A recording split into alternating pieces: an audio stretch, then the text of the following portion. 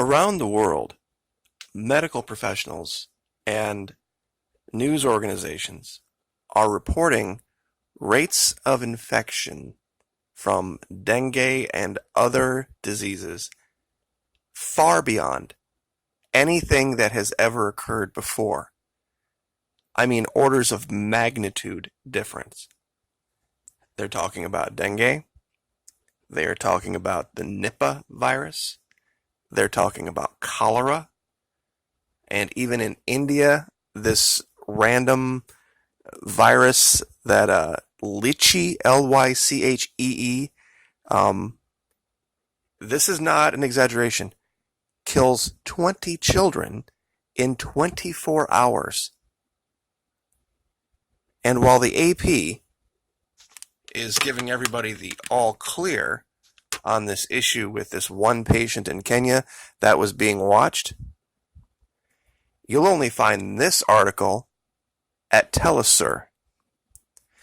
U.S. missionary accused of killing 100 children in Uganda. Now, haven't they said many times that this particular strain of Ebola that's going around has a penchant for the young and the elderly? Now, this woman never presented herself as any type of a doctor. All she was attempting to do was trying to help, and they're trying to throw her under the bus on this to find a way to explain the death of these 100 children. Her name is Renee Bach, under a group called Serving His Children. Apparently they're an NGO.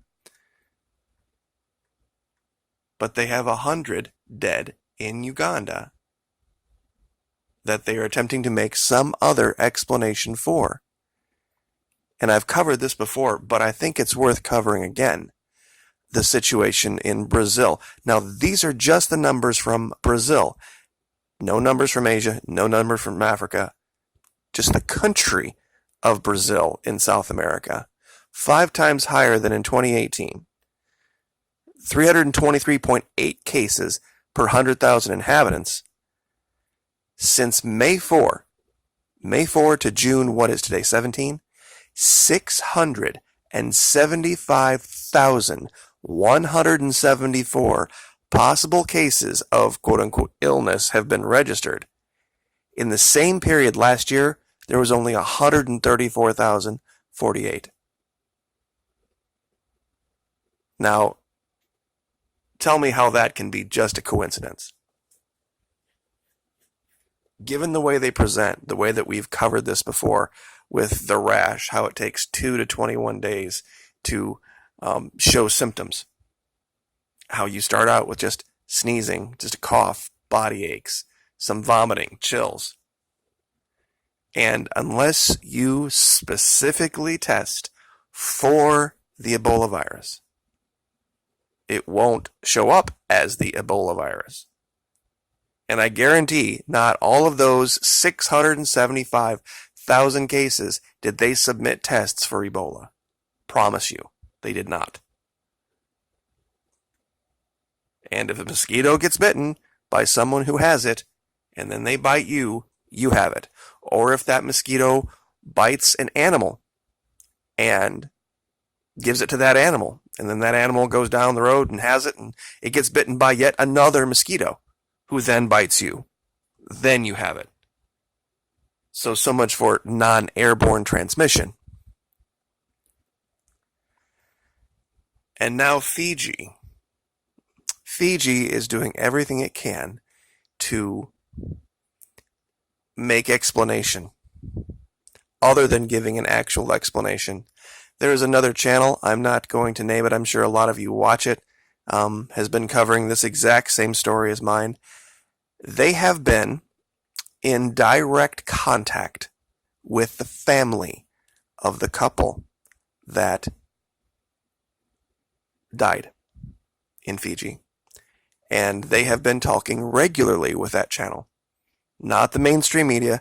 When they were given a choice, they came to YouTube. They came to this other channel, and I'm not going to name it yet. I'm going to give that channel the respect to announce when they are going to be interviewing the couple, pardon me, the family of the couple. But that is coming. But they are just making excuse after excuse after excuse. Lychee-linked brain disease kills 20 in just 24 hours. And now this city is named Mines. It's not mines. They're not talking about people in mines. 67 dengue deaths and an average of 2,400 cases per day. Dengue doesn't. It's called breakbone fever. It makes you wish you were dead at times. It's not a killer. I mean, it kills some, but not like this. The rates are just, I can't think of a superlative word that matches this. The numbers are in the stratosphere, and it's not even the end of the season. We've got months more to go. And it is all over globalincidentmap.com. Every one of these little orange flashing things is all dengue. Sri Lanka, Thailand, Indonesia, Africa, India, all of South America. There's more articles about this than you can count. Mexico, Central America.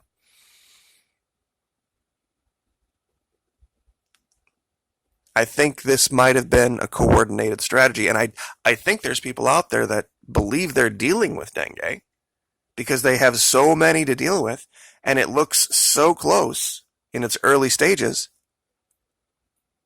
and so many things are probably not going reported because they think they have dengue, because everybody else might have dengue. And like I said, there's no law that says you can't have both at the same time. That you can't have a village that's got an infection of that plus a mixture of the Ebola, making it more deadly, making it more transmissible. And this isn't the, for years there was, in the early 90s when this first really came into the public consciousness, this thing with Ebola was, people thought, well, somebody gets it, they get sick really quick, they get all of these blisters and sores, and then within 24, 36 hours, they're dead, and by 48 hours, the entire corpse turns into this puddle of goo, and that's, unless you've contacted them in that tiny window, that tiny 2 days, you're good. That's not how it works anymore. It's how it used to work, but it isn't now. They weren't as aware because of where it was coming from. They didn't have it documented. They didn't have close enough access. But this article here, this is the smoking gun right here. That this has been going on for a long time. And it's only now made its way into the media that people can look at this critically. I don't think what happened in 2014 really ever truly went away. I think they knocked it down and they pushed it off into areas where it wouldn't transmit as fast. But you should see how many ships and tankers come out of Africa and are flagged from Liberia when really the stuff on them is coming from the Congo and coming from the interior. And the infrastructure in this continent, and I'm sure this isn't a surprise to any of you, and I'll get out of here in the next minute or so, isn't like what we have here. People get sick, people die all the time. Nobody knows why. They are wrapped in sheets. Everybody hugs and kisses them. There's no embalming done, and they go into the back 40 and they dig a hole and they put them down there and they cover them up, and sometimes, occasionally, predators will get to them. Even tunneling animals will tunnel down there and then carry those diseases back up to the surface. That's why we had that, I showed it in another video where there was some violence. These healthcare workers were attempting to bury a corpse that was confirmed to have died from Ebola. And these people met the burial team with sticks and ropes and whips and stuff and said, look, unless you bring another, 3 or 4 feet of dirt, we're not going to allow you to bury this corpse here because we don't believe what you're saying about it just being fluids. And I wouldn't either at this point, based on what I've seen. I wouldn't believe a word out of their mouth because they've lied from the beginning about this. So I guess I'll just leave that there, but the numbers are frightening. The numbers are skyrocketing and they are suppressing it. So I guess that was the, synopsis of everything. Get your masks, get your gloves, get your hand sanitizer, and there's a great series on Netflix right now. It's called Black Summer, and you're going to watch it, and after the first episode, you're going to think, wow, this is really lame, this is really hokey. But when you get through this, about 11, 30 to 40-minute episodes, if you really think about it, it's how it's going to go down. It's basically a zombie apocalypse flick that has, of course, the, you get bitten by the zombie, you become this angry, running, chasing, type of zombie person. But instead of making all the survivors a bunch of heroes, they make them out like normal people. Some of them are cowards. Some of them are out of shape. Some of them don't know what they're doing. And they're continually arguing, and there's infighting, and there's a lot of what would really go on. It's called Black Summer. It's on Netflix. And it's really, honestly, when you start to watch it, you're like, oh my God, this is so predictable. Because it is, they've got all the shtick in there, but there's no heroes. There's no supermen with swords. So, but we'll leave that there. Like, share, subscribe.